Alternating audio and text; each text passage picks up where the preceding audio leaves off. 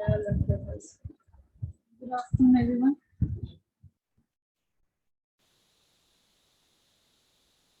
Good afternoon, ma'am. Good afternoon, ma'am. Good afternoon, ma'am.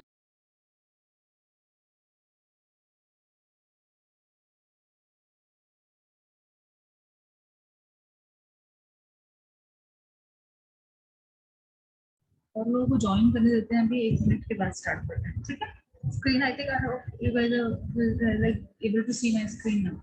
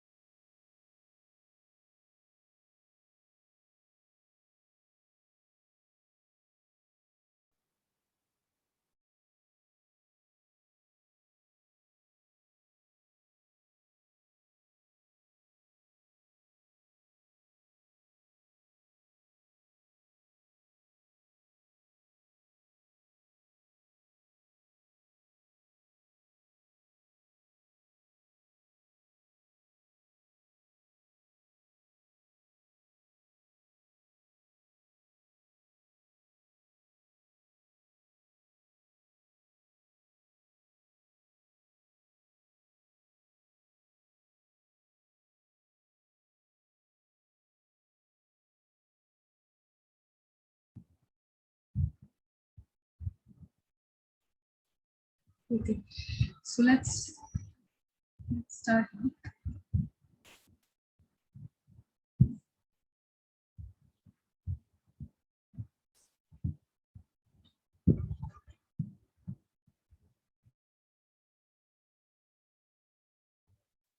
Yesterday we were discussing project and what are those basic or basic of the important points we should consider while writing a project. So we have discussed already a few points, जैसे कि हमें stakeholders को identify करना है, हमारे क्या requirement है, उनसे मीटिंग करके हमें सेट करने हैं, गोल्स हमें प्रायोरिटाइज करने हैं, गोल सेट करने हैं, ऑब्जेक्टिव सेट करने हैं, और उसके बाद डिलीवरेबल्स है कि हम हर किसी का अपना अपना एक टारगेट सेट करने हैं कि every team member has got this particular target to be delivered, this particular target to be delivered. Those are called deliverables. Key, this would be my deliverable in a month's time, in 2 months' time, or maybe in a year's time, whatever time duration the project has, the project plan has. उसके बाद create the project schedule. Schedule है कि आप जो हमें timelines के हिसाब से जितने भी नंबर ऑफ स्टेप्स हमें या नंबर ऑफ वर्क हम लोगों ने असाइन करेंगे एक दूसरे को टीम मेंबर्स को या in the entire team, we will have to create a proper schedule. For example, this timetable we follow for your classes, this is also a kind of schedule that this particular time this week we will have this class, this time पर ये class होगा, ये particular lecture इस particular faculty में लेना है. So this is also your schedule for your classes. So in the same fashion, in the same manner, project also has its schedule कि इस डे में, इस टाइम में, इस मंथ में ये पर्टिकुलर टारगेट अचीव होगा, या कंप्लीटेड टारगेट हमने कुछ रखा है प्रोजेक्ट का, सो उसका सम पार्ट और some percentage of this particular thing we will have to achieve in maybe 1 months time, 2 महीने के टाइम में इतना अचीव करेंगे एंड ऑल दैट.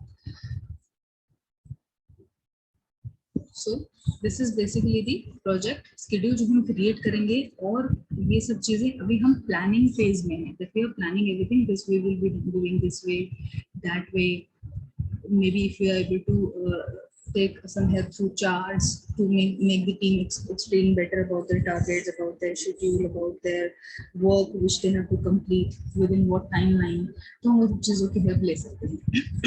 ठीक है, ये सब प्लानिंग जब हो जाती है उसके बाद फिर इम्प्लीमेंटेशन फेज आता है, that we actually now have to implement the plan we have defined, तो हमें कैसे कैसे करना है, क्या क्या काम करना है वो हम अब करेंगे. So practically implementation will take place later on. So when we are talking about project writing, we are actually planning, that how the project will be executed or implemented in future. ठीक है, exact हमारे as per plan के हिसाब से implementation हो ये 100% possible नहीं है. Why? Because future is uncertain. There can be a few things which can arise in future जो हमने कंसिडर नहीं किया. There can be certain risk भी factor involved रहता है. risk factor will always be involved whenever we are talking about future. कल के बारे में हम कुछ भी अगर एनालिसिस कर रहे हैं, कुछ भी प्लानिंग कर रहे हैं, कुछ भी हम शेड्यूलिंग कर रहे हैं, तो हमारा 100% प्लान इम्प्लीमेंट होकर सक्सेसफुल हो जाएगा, इसकी गारंटी बहुत कम है, क्योंकि रिस्क इन्वॉल्व रहता है. We can not, although we can consider all those points कि क्या क्या रिस्क आ सकते हैं आने वाले टाइम में, बट 100% श्योरिटी किसी को भी किसी भी चीज की नहीं है. कुछ ना कुछ ऐसा अनफोर्सिंग सर्कमस्टेंस कभी भी आ सकता है जिसकी वजह से जैसा हमने प्लान किया वो 100% एग्जैक्टली वैसे ही एग्जीक्यूट नहीं हो पाता. So that basic point is risk assessment कि क्या क्या रिस्क हो सकते हैं. हम सारे पॉइंट्स वो भी जॉब हम कर सकते हैं कि फ्यूचर में हमें पैसे की कमी तो नहीं पड़ सकती, फ्यूचर में हमें मैन पावर की कमी तो नहीं पड़ सकती. अगर आज 10 लोग हैं, टीम मेंबर्स, तो क्या कल को किसी के सामने में कोई मिसहैपनिंग ना हो जाए, 10 के 9 ना हो जाए, 8 ना हो जाए, उस टाइम पर हम क्या करेंगे? You know, future will not remain the, maybe the things will not remain exactly the same in future the way they are today. आज हम 10 लोग काम कर रहे हैं सपोज, या एक प्रोजेक्ट टाइमलाइन शेड्यूल हमने सब कुछ सेट कर लिया. हो सकता है हमने जो आज नेम्स डाले हों टाइमलाइंस में, शेड्यूल में, वो नेम्स कल को चेंज ही हो जाए. हो सकता है 10 मेंबर्स 10 ना ही रहे, right? So those are all risk factors. ये सारे फैक्टर्स हमें कंसिडर करने पड़ते हैं व्हाइल वी प्लान. हर चीज हम सोच के चलेंगे कि ऐसा हो गया तो क्या करेंगे, ऐसा हो गया तो क्या करेंगे. We have to be prepared, we have to proactively work. Proactively का मतलब है कि हमें पहले से ही अपना हर जो भी फैक्टर्स हैं जिसकी वजह से हमें अपना इम्प्लीमेंटेशन या एग्जीक्यूशन में प्रॉब्लम कल को आ सकती है, या कोई ऐसा सर्कमस्टेंस आ जाए जो अनफोर्सीन है, जो कि हम आज नहीं देख पा रहे हैं, आज हमारे साथ नहीं है, कल को हो सकता है. वो सब चीजें हम कंसिडर करेंगे. Also we will have to take care कि if our project is implemented into overseas countries also, maybe the other people are also involved, or maybe that project is also implemented overseas. When I say that means out of India, any country which is not in the boundary of India is overseas. तो अगर हम उनको भी consider करें, so we will have to consider their culture, their holidays, their busy seasons, their free times, their holidays, कब वो लोग काम करेंगे, कब वो लोग नहीं करेंगे. We have to make our schedule according to them also, considering all those factors. ये सारी चीजें भी हम किस में अपनाएंगे? रिस्क असेसमेंट में. जो भी हमारे पास इश्यूज फ्यूचर में हो सकते हैं वो सब हम आइडेंटिफाई करेंगे, क्योंकि अभी हम क्या कर रहे हैं? प्रोजेक्ट राइटिंग कर रहे हैं. We are writing a project wherein we are planning to execute it in future. ठीक है, अब हमने अपना प्रोजेक्ट प्लान तैयार कर लिया. Project plan is that this is what our business plan is, this is how we will proceed, this is how much time it will take, who will do what tasks, everything is assigned. Now what that particular project plan which is completed, हमें वो present करना है stakeholders को. Stakeholders कौन हो गया? For example beginning में, जैसे कि अब हमें प्रोजेक्ट स्टार्ट करना है, ठीक है, हमने प्रोजेक्ट प्लान डिफाइन कर लिया, रेडी कर लिया, हमारे पास टीम है, सब कुछ है. अब टीम फ्री में तो काम करेगी नहीं, nobody would work for free, they would require salaries, they would require at least something to work. काम करने के लिए उनको कुछ ना कुछ remuneration, compensation in the form of salary और व्हाटएवर वे, कुछ ना कुछ उनको चाहिए रहेगा. वो फाइनेंस हमको प्लान करना है. प्रोजेक्ट को स्टार्ट करने के लिए हमको कुछ ना कुछ पैसा चाहिए होगा, वो हमें प्लान करना है. वो कहाँ से आएगा? राइट. एग्जीक्यूशन और प्लानिंग में डिफरेंस ये है कि planning would not involve that much cost जितना कि एग्जीक्यूशन में हमें कॉस्ट लगने वाला है हर चीज का. दोस्त people will sit somewhere, we will require an office also for them, कहाँ पर बैठकर काम करेंगे. They would also require some maybe resources to work on, they would require some computers, some laptops, all those things will require a huge investment. तो stakeholders कौन हो गए? Maybe those banking institutions जो जहाँ से हम finance करवाएंगे अपने उस प्रोजेक्ट प्लान को एग्जीक्यूट करने के लिए. अब बैंक भी ऐसे हमको पैसा तो नहीं दे देगा. If we would go to any bank and say कि okay we would want this much crore of rupees, 10 crore, 50 crore, whatever, आप हमें दे दीजिए. तो no bank will give us that way. They will require some guarantee either, और they will require some project plan में भी अगर हम उनको दिखाते हैं this is our plan, we would have to executed in this way, ये है हमारा इस पर्टिकुलर स्टेज के बाद से अर्निंग जैसे आने स्टार्ट हो जाएंगी, हम उनको अपना रीपेमेंट प्लान भी बताएंगे कि इस टाइम से हम आपको पैसा वापस करना शुरू कर देंगे, ये इंटरेस्ट पे हम रेडी है लेने के लिए, नहीं है गारंटी के लिए आप ये चीज ले सकते हो, हमारे पास अभी इतना पैसा है, ठीक है, वो सारी चीज। So those are all stakeholders. हम अब अपना प्लान जो है प्रेजेंट क्यों करें स्टेक होल्डर्स को, क्योंकि एक्चुअली में मैंने फर्स्ट पॉइंट में बता दिया कि स्टेक होल्डर्स कौन है। All those people who are going to be impacted by that project are the stakeholders. Those can be customers also, those can be the people involved, those can be the competition in the market, जो हमारे competition होंगे, जो same काम कर रहे हैं हमारे आने से मार्केट में, या नया कोई प्रोजेक्ट कोई कंपनी स्टार्ट होती है अगर ऑर्गेनाइजेशन में, तो उसके जो कंपटीशन है उन पर भी इम्पैक्ट पड़ता है, उनका थोड़ा बहुत बिजनेस हम लेंगे, काम अब वो जो कर रहे थे अगर कोई नया पर्सन करने लगता है तो ऑब्वियसली वो भी थोड़ा प्रॉफिट अर्न करेगा, कंपटीशन का प्रॉफिट थोड़ा कम होगा, शेयर होगा, क्योंकि मार्केट तो सेम ही है, उतना ही मार्केट है, उतने ही लोग हैं, उतनी ही डिमांड है, राइट। सप्लाई अगर कोई और दूसरा पर्सन भी करने लग जाएगा तो दूसरे लोग सफर होंगे। तो जहां जहां जिस स्टेक होल्डर को जिस स्टेज पर हमें जितना अपना प्रोजेक्ट प्लान को बताने की जरूरत है हम उतना प्रेजेंट करेंगे।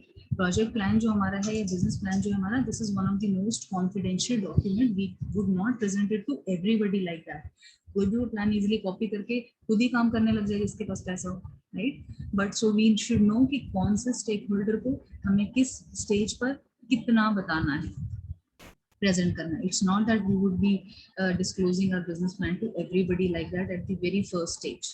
We would not do it. Maybe to the business institutions or the banks जिनसे हमें पैसा लेना, हमें इनिशियल स्टेज पे शायद उनको बताना पड़े, but not to everyone, not to all the competition, at least. ठीक है, this is what it is. Once these all things are done, once we have arranged the finance also, हमारा business के लिए पैसा आ गया, हमने business के लिए पैसा लेके अपना ऑफिस स्टार्ट कर दिया at whatever level we could, then basically the actual execution takes place. और अगर कोई रनिंग ऑर्गेनाइजेशन नहीं है, कोई न्यू प्रोजेक्ट आया है but within the same organization आया है, यानी कि न्यू ऑर्गेनाइजेशन नहीं है but plan is new, then obviously उसके लिए थोड़े बहुत रिसोर्सेज एक्स्ट्रा होते हैं। एक रनिंग ऑर्गेनाइजेशन में ऑलरेडी बहुत सारे ह्यूमन रिसोर्सेज होंगे, मैन पावर होगी, बहुत सारी मशीन्स भी होंगी, डेल लैपटॉप्स एंड एवरीथिंग, कुछ स्पेयर में भी हो सकते हैं। तो हमें वो देखना है कि एग्जिस्टिंग रिसोर्सेज में से हम कितने हमारे पास बैकअप में है कि हम न्यू प्रोजेक्ट में यूज कर सकते हैं, जो एक्स्ट्रा हमारी कॉस्ट लगी वो कितना है, हमें वो कहाँ से मिल सकता है, ठीक है। न्यू रिसोर्सेज और कितने हायर करने पड़ सकते हैं। रिसोर्सेज हर तरह से होते हैं, इट इज नॉट जस्ट कि ह्यूमन रिसोर्सेज होते हैं, जो लोग काम कर रहे हैं, टीम भी एक रिसोर्स है ऑफ कोर्स, बट उसके अलावा और सारी चीज जो ह्यूमन रिसोर्सेज जिस पे काम कर रहे हैं, जहां बैठ के काम कर रहे हैं, जिसके साथ काम कर रहे हैं, those all factors are the resources which are used in any project. So we have to consider all those resources while planning or while writing a project, क्योंकि वो सारी चीजों की जरूरत हमको इम्प्लीमेंटेशन में पड़ने वाली है। और अगर हमने कोई भी ऐसी चीज छोड़ दी प्लानिंग करते टाइम या प्रोजेक्ट राइटिंग करते टाइम, जो कि हमें प्रोजेक्ट एग्जीक्यूशन में जरूरत पड़ेगी और हमने कंसिडर नहीं करा, तो हमारा फ्यूचर में जो हमने आज प्लानिंग के हिसाब से प्रॉफिट सोचा है वो प्रॉफिट फिर कम हो जाएगा। हमने कॉस्ट तो कुछ कॉस्ट जो हमें इनकर होने वाली है फॉर श्योर, जिसको हम नेगलेक्ट नहीं कर सकते, वो अगर हमें फ्यूचर में होगी तो हमें वो तो इनकर करनी ही है। और अगर हमने वो कंसिडर नहीं करा था तो इसका मतलब हमने जो प्रॉफिट अपना प्रोजेक्ट राइटिंग में कंसिडर करा है वो गलत कंसिडर करा और एक्चुअल में हमें प्रॉफिट कम होने वाला। So we should while writing any project be considering all the points, all the factors which can affect possibly, जो हम सोच सकते हैं फ्यूचर में ऐसा भी हो सकता है, ऐसा भी हो सकता है, क्या क्या हो सकता है, वो सब कुछ सोच के हमें प्लान करने होते हैं, and then we move forward. अगर कोई सारे रिस्क फैक्टर्स हमने जो हो सकते हैं वो सभी कुछ हमने कंसीडर करके अपने आप को प्रिपेयर कर लिया है, तो फ्यूचर में हमें लॉसेस कम होंगे, ठीक है। या फ्यूचर में हमें कुछ ऐसा अनएक्सपेक्टेड चीज भी अगर हो जाती है तो we are prepared to face that. Clear है?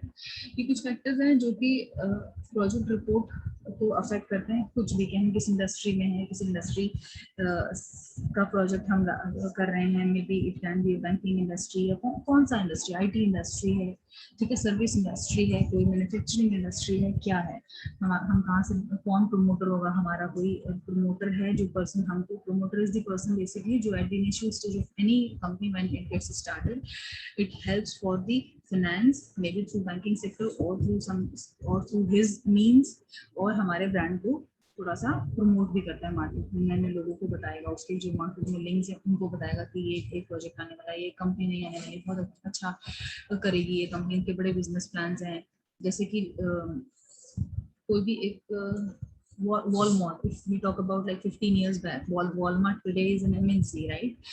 उस टाइम पर ये कंपनी आने वाली थी इंडिया में भी, सो पीपल थॉट कि ठीक है जैसे ही आएगी we would want to join in, तो सोचिए उसका इतना उसने मार्केट में अपने आप को प्रमोट कर दिया था in India that it has got no problem in getting the human resources for itself. फिर मार्केट में इतना नेम क्रिएट हो गया थ्रू प्रोमोटर्स हुआ या थ्रू व्हाटएवर मींस हुआ, थ्रू मार्केटिंग हुआ उनका, या जैसे भी उन्होंने किया, ठीक है। हमारा कहाँ से जो भी हमारा हमें फाइनेंस अरेंज करना है, हमारा क्या रीपेमेंट शेड्यूल होगा, these are all factors which are going to impact or affect any project report or any project plan also. Clear है? इसमें कुछ क्वेश्चन है किसी को?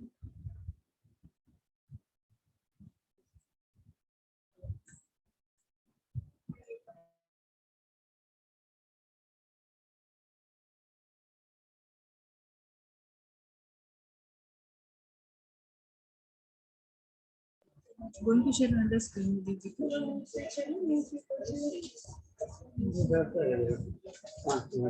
Okay, so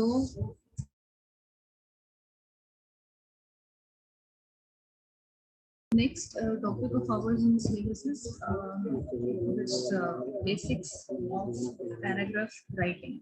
अगर हम देखेंगे टॉपिक नेक्स्ट जो हमारे सिलेबस में वो है बेसिक्स ऑफ पैराग्राफ राइटिंग। हमने प्रोजेक्ट राइटिंग पढ़ लिया है, प्रोजेक्ट रिपोर्ट पढ़ लिया है, उनके क्या इम्पोर्टेंट पॉइंट्स हैं जो हम कंसिडर करेंगे व्हाइल राइटिंग एनी प्रोजेक्ट और while writing any project report, ये सारा हमने कंसिडर कर लिया। Now what are those basic points which we consider while writing a paragraph, वो अब हम कंसिडर करेंगे इस टॉपिक कवर करेंगे इस टॉपिक में। सो बेसिकली पैराग्राफ राइटिंग जो है, what exactly we know before moving forward the basics paragraph writing या पैराग्राफ को लिखने के लिए जो फॉर्मेट उसका है उसमें क्या क्या पॉइंट्स हमें कंसिडर करने चाहिए, उससे पहले हमें ये समझ लेना चाहिए कि पैराग्राफ होता क्या है, पैराग्राफ हम कब लिखते हैं और क्या पर्पस है उसका या क्या यूज है उसका, एंड पैराग्राफ होता क्या है। Basically we will understand the meaning of that first. So a paragraph discusses one idea in detail, यानी कि whenever somebody, suppose मैंने आपको बोला कि you write a paragraph on कोई भी करंट टॉपिक उठाकर मैंने बोल दिया कि this is the topic you will have to write on that topic, so write a paragraph on that. Now what would you do? You know that paragraph is what it discusses one idea, एक idea discuss करता है किसी भी एक topic को लेके, जैसे हम एसेज लिखते हैं या कुछ भी करते हैं तो उस पर्टिकुलर फॉर्म में हम उसके बारे में, उस टॉपिक के बारे में अगर हम कुछ भी डिटेल में डाल रहे हैं और those points related to that particular point which is the topic we have considered to be writing the paragraph on, तो उस पर्टिकुलर चीज के बारे में, उस पर्टिकुलर टॉपिक के बारे में हम जितना ज्यादा जानते हैं अपनी नॉलेज के हिसाब से हम पैराग्राफ में डाल सकते हैं, ठीक है। पैराग्राफ की लेंथ ऐसा कुछ डिफाइंड नहीं होती कि आपको 100 वर्ड्स का लिखना है या 1000 वर्ड्स का लिखना है या 10,000 वर्ड्स का लिखना है या क्या करना है। Whenever if you are talking about our syllabus, तो उसमें ये है कि अगर आपको you will then should identify कि कितने मार्क्स का क्वेश्चन अगर आ रहा है आपको, तो अगर सब्जेक्टिव क्वेश्चन आ रहा है कि राइट अ पैराग्राफ और for this and then it is just for 5 marks, और if it is for 10 marks, you should understand कि ठीक है 10 मार्क्स का है तो मुझे 200 250 300 वर्ड्स तक लिखना पड़ेगा, अगर 5 मार्क्स का है तो शॉर्ट नोट भी लिखूंगा तो चल जाएगा, राइट। सो नंबर जो लेंथ है, basically length will vary depending upon the marks we have asked for, ठीक है। या फिर इन आवर जनरल लाइफ अगर कोई हमें बोलता है कि write a paragraph on that, जैसे बहुत सारे लोग ब्लॉग्स लिखते हैं, बहुत सारे लोग कॉलम्स लिखते हैं न्यूज़पेपर में, सो इट डिपेंड्स वहां पे कि उसको कितना स्पेस मिला हुआ है लिखने के लिए, कितना स्पेस में उसका कितना कंटेंट प्रिंट हो सकता है। कोई पर्सन को सपोज मुझे कोई टॉपिक अगर कोई देता है, मेरे पास नॉलेज है कि मैं उसके ऊपर 1000 वर्ड्स लिख सकती हूँ, ठीक है, I really want to get that paragraph to be printed in a newspaper as a blog और समथिंग लाइक दैट, तो उसके लिए मुझे एक तो स्पेस खरीदना होगा, स्पेस का मेरे पास कैपेबिलिटी है या नहीं 1000 वर्ड्स को प्रिंट करवाने की, क्योंकि अगर आप कहीं पर कुछ suppose print, I am just taking you little away from your syllabus, but I am just trying to make you explain कि क्या एग्जैक्टली पैराग्राफ होता है। अगर किसी को, it depends, paragraph length depends on the knowledge of the person जो लिख रहा है, उसके बारे में जो टॉपिक उसको दिया गया है। क्लियर है? तो पैराग्राफ बेसिकली क्या है, कुछ भी नहीं है, it's just the detail to be written or any idea, whatever knowledge you guys are sharing. Anybody who writes the paragraph, who is sharing his ideas on a given topic. If this is the you can say definition or meaning of the paragraph, अपने language में बनाकर लिख सकते हो। अब paragraph जब हम लिखते हैं तो हमें कुछ डिफाइंड फॉर्मेट है इसका।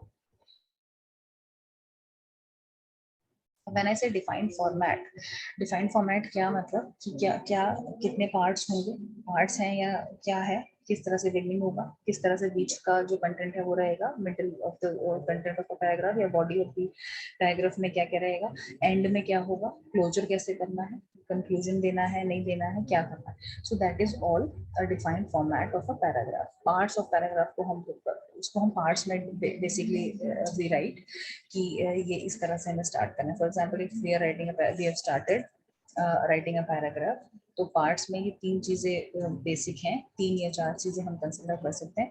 एक first is topic sentence. Topic sentence में हमें ये ध्यान रखना है कि आइडिया क्या है, मेन हमारा टॉपिक जो है उससे डिविएट ना हो, मतलब टॉपिक के बारे में ही हम लिखें। For example the topic is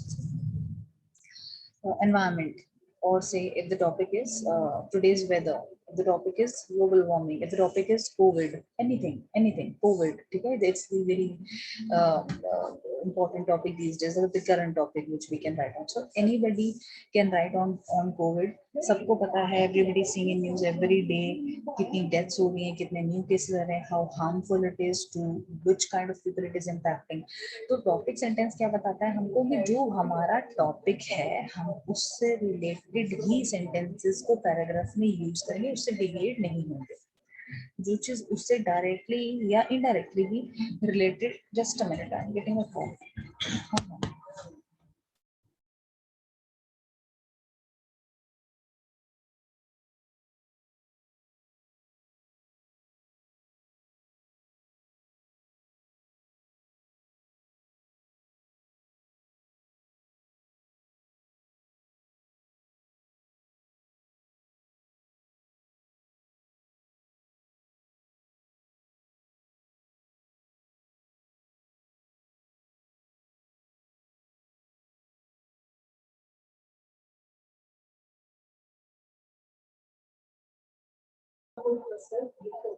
Yeah, I'll share the email ID. You can mark the email from the proposal, and I will just get back to you on that. Please mention your number in the email. Yeah, that's right. Sorry. So.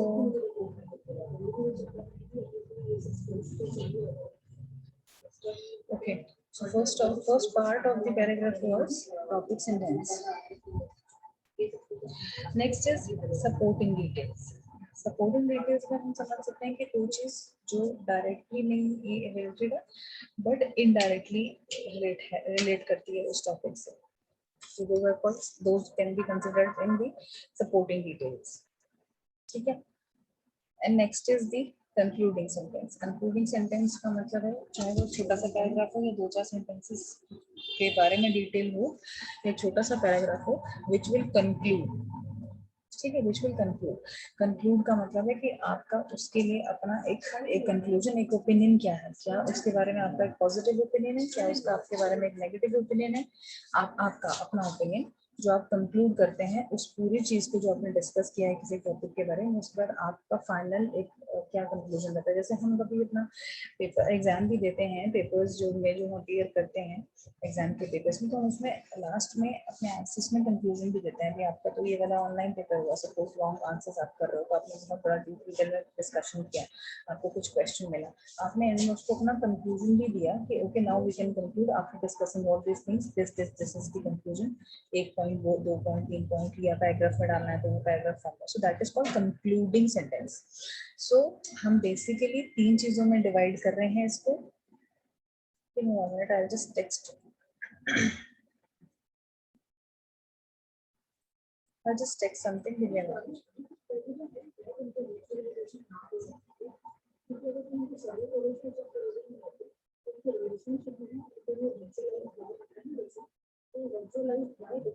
Okay, so अब हम topic sentence को देखते हैं कि क्या है. The main idea of each paragraph is stated in a topic sentence that shows how the idea relates to the thesis and the overall focus of the paper.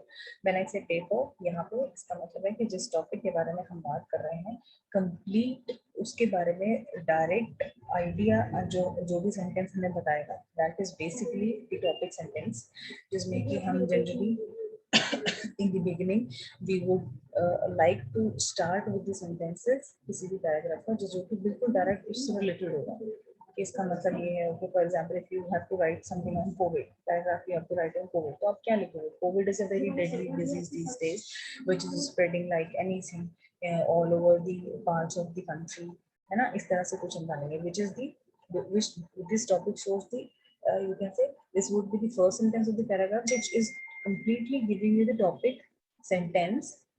That means that that topic sentence is going to give you the idea behind that particular topic very clearly.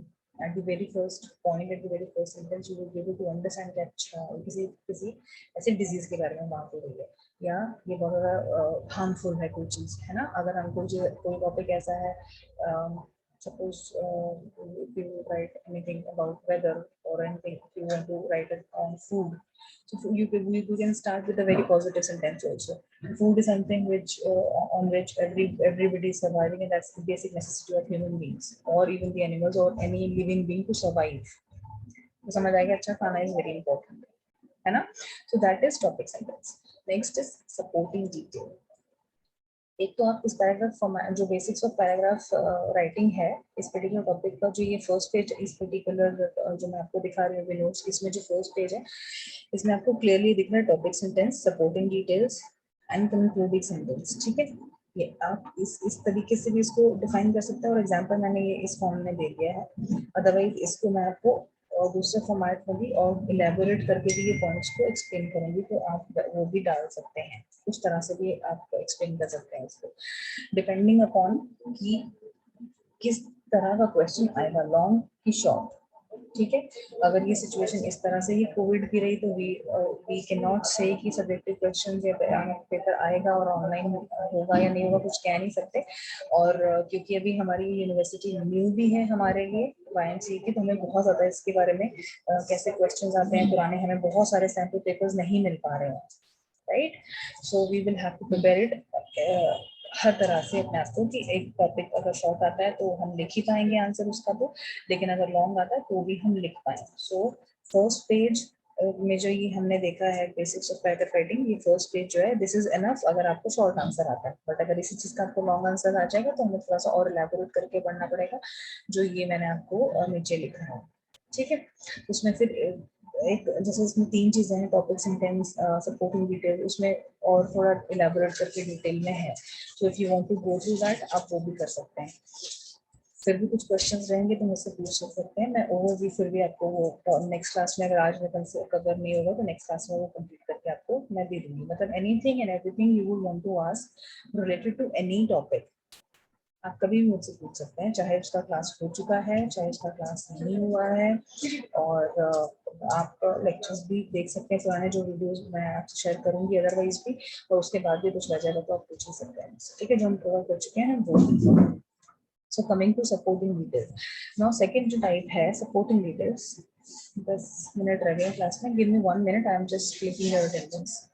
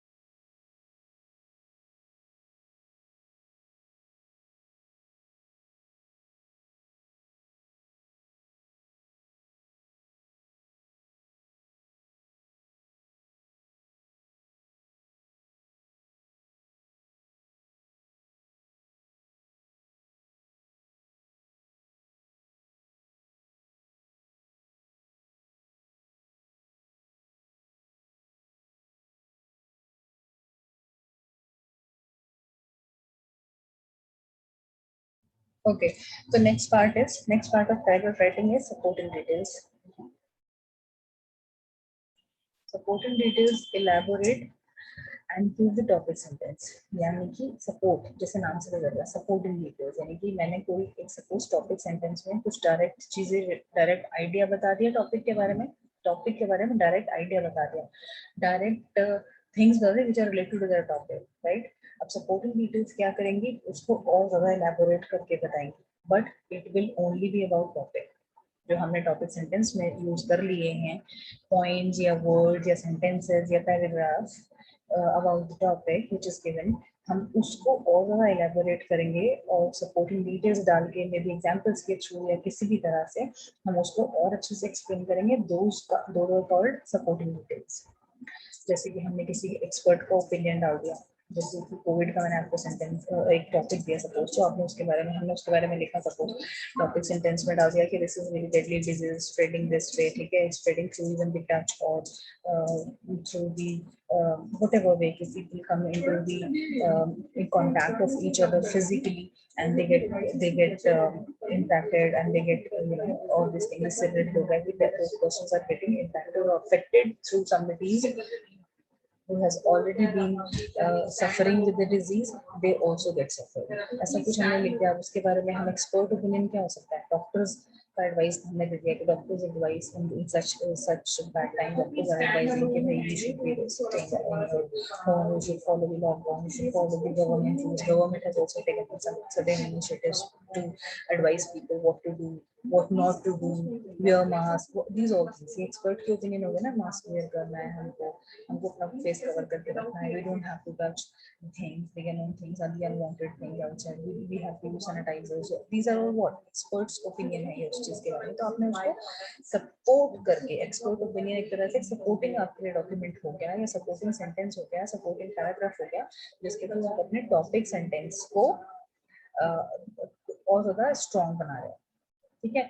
या आपके पास अगर कोई facts and figures हैं, जैसे कि this particular disease for example we are showing कि is really deadly, how you can show this is deadly, why, because there are so many deaths are taking place every day. आपने कोई facts and figures जो भी हमारे पास हैं through news, through whatever means, हम वो एक्सप्लेन कर देंगे कि every day there are like 3 to 4,000 people who are dying। Ma'am हाँ जी अनुपम। मैम साइड में से मैम आवाज आ रही है मैम, आपका भी मैम थोड़ा मिक्स हो जाता है ना, उसमें मैम दिक्कत आती है सुनने में।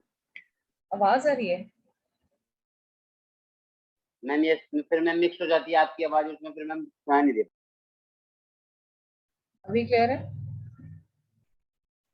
इसमें ठीक है। सो बेसिकली हमने एक्सपर्ट्स ओपिनियन डाल दिया, अगर हमारे पास है तो, नहीं है तो जरूरी नहीं कि हर पैराग्राफ राइटिंग में हमारे पास ये सारी चीजें सपोर्टिंग डिटेल्स में है वो होगी। तो एक रिसेंट में कोई उससे रिलेटेड कोई स्टोरी हुई हो,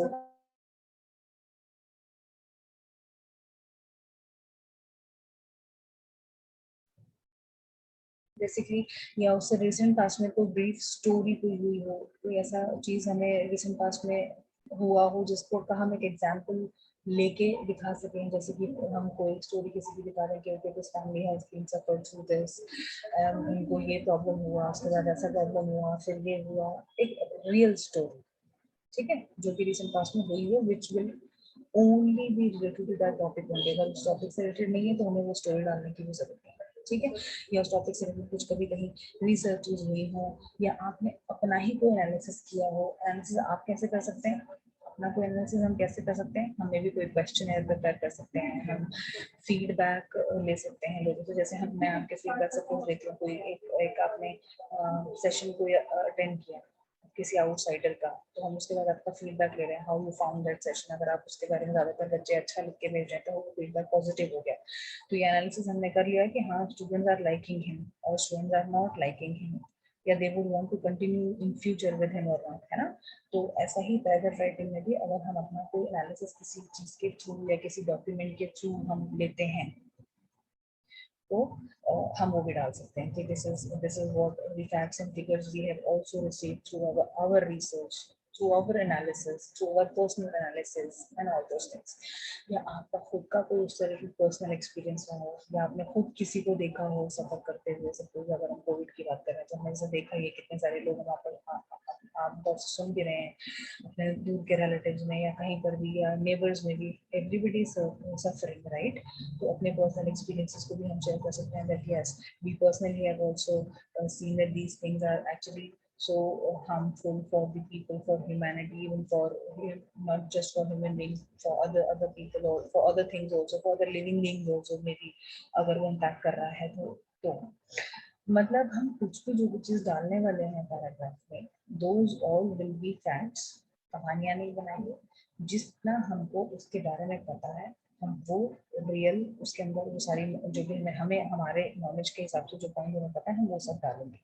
जो चीज़ हमें उससे रिलेटेड नहीं है और पता है वो हम नहीं डालेंगे, जो चीज़ हमें नहीं पता है उससे रिलेटेड हम वो भी नहीं डालेंगे। ठीक है, सपोर्टिंग डिटेल्स और कंक्लूडिंग सेंटेंस हो गया हमारा।